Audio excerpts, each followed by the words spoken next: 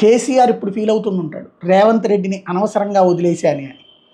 వాస్తవంగా భారతదేశ చరిత్రలో డబ్బులు తీసుకుంటూ లేదా డబ్బులు ఇస్తూ పట్టుబడినటువంటి తొలి రాజకీయ నాయకుడు రేవంత్ రెడ్డి. ఆనాడు ఓటుకి కోట్లు కేసులు, ఇక అంతకు మించినటువంటి సాక్ష్యం ఇంకేమక్కర్లా.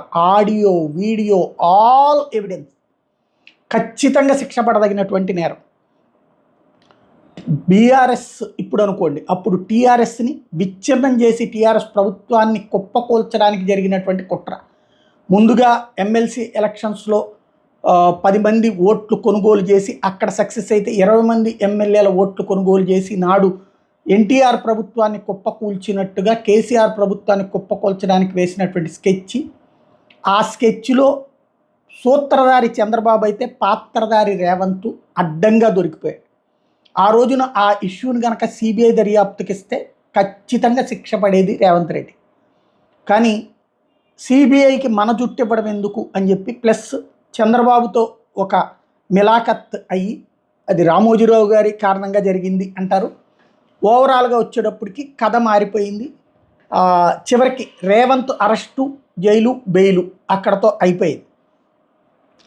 కేంద్రానికి ఇవ్వాల, పైగా చంద్రబాబు గారి దగ్గరికి రాల. బాబు గారు అప్పటికప్పుడు అదే కట్టుబట్టలతో అని చెప్తుంటారు కదా, రాజకీయం తెలంగాణని పూర్తిగా కేసీఆర్కి ఇచ్చేసి, ఎమ్మెల్యేలందరినీ కూడా కేసీఆర్కి ఇచ్చేసి, ఉన్న ఫలంగా ఆంధ్రప్రదేశ్కి వచ్చేసి పరిపాలన ఇక్కడి నుంచి ప్రారంభించుకున్నటువంటి సందర్భం అది.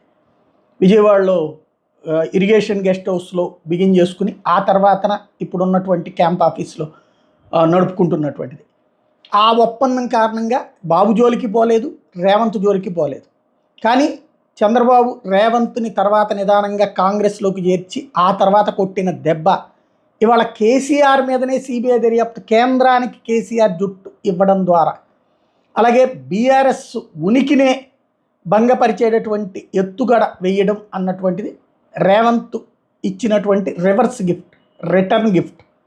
కేసీఆర్ ఇప్పుడు అనుకుని ఉంటారు పొరపాటు చేశాను, బట్ అదేదో అంటారు కదా, చేతులు కాలేక ఆకులు పట్టుకుంటే ప్రయోజనం ఏంటి.